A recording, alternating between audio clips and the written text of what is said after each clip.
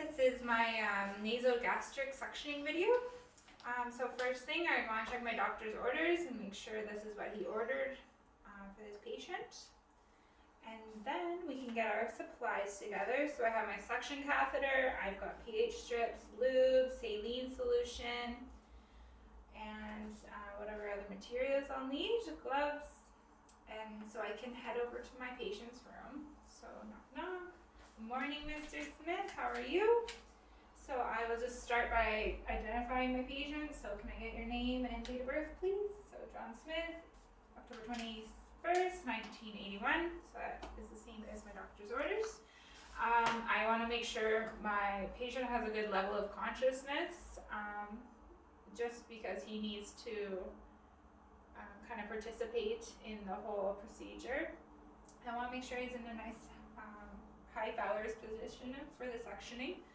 We'll make sure that the side rails are down, the bed is at a good working height for myself. We could check his SpO2 levels and make sure we get a good baseline respiration rates as well, just to be able to measure against once we're done the procedure. So we'll also get our patient to blow his nose before we start to kind of just get that cleared out as much as possible. So I would explain to my patient, Mr. Smith, that we'll be doing a suctioning to begin with to just clear his airways of any secretions. So we can go ahead and get set up. So I'll make sure my suctioning canister vacuum is set up and ready to go. I'll have all my tubing pulled out and make sure there's no kinks in it. I could always drape a protective pad over my patient, so just in case so he doesn't get all wet or anything. And then I can go ahead and start by opening my kit and then grabbing my sterile gloves out. So here I have set up a sterile field for myself already so that I can use that to put my things on. So I'll use my right dominant hand. Now slide my hand in. And then I'll put my 3 fingers into my left hand. So I will get my things set up. So in here I have my catheter for suctioning that I can get out ready. I have my little box. So I will dedicate my right hand to being sterile, and I will get my lube ready. I can put it in a spot here for myself, so that's ready to go for the catheter.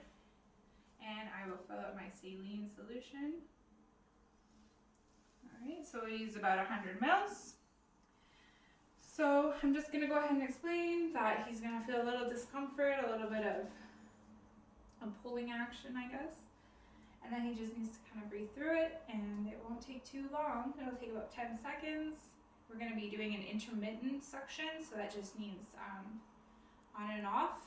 Continuous would just be constant suctioning, which is a little harder on the patient, I think. So I'll go ahead and we'll grab my catheter. And I can just dip it into the lube, make sure it's about 68 centimeters. And then I can go ahead and hook it up as well to the vacuum. And so I'll use my left non-dominant hand for the vent to do the intermittent suctioning. So I've got a looped up catheter, and I will just I'll get my patient to tilt his head forward, and I will be inserting it. I'm going to aim to the opposite ear and then down. So we're going to push it down until we hit the carina. We're not going to force it or cause any discomfort, and then we're going to pull it back slightly. And then for about 10 seconds, we're just going to be pulling it back slowly and opening and closing the vent. So once that's complete, we're going to see how our patient tolerated it. We're going to repeat it if it needs to be repeated or if the doctor ordered it.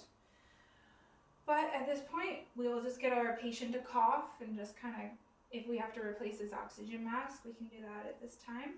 So I'll disconnect this as well. We're just gonna keep instructing them to keep a deep breath. And at this time too, we can check their O2 statuses and their cardio status just to make sure they tolerated the procedure properly.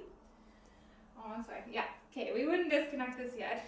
We would go into our saline here, and we would just suck it through for a bit just to clean out all the tubing. So once that's complete, then I can disconnect it. I would just coil it up in my glove and dispose of it like that. So we would just check in with our patient, see how they're doing, and at this time we could provide oral care if it was necessary.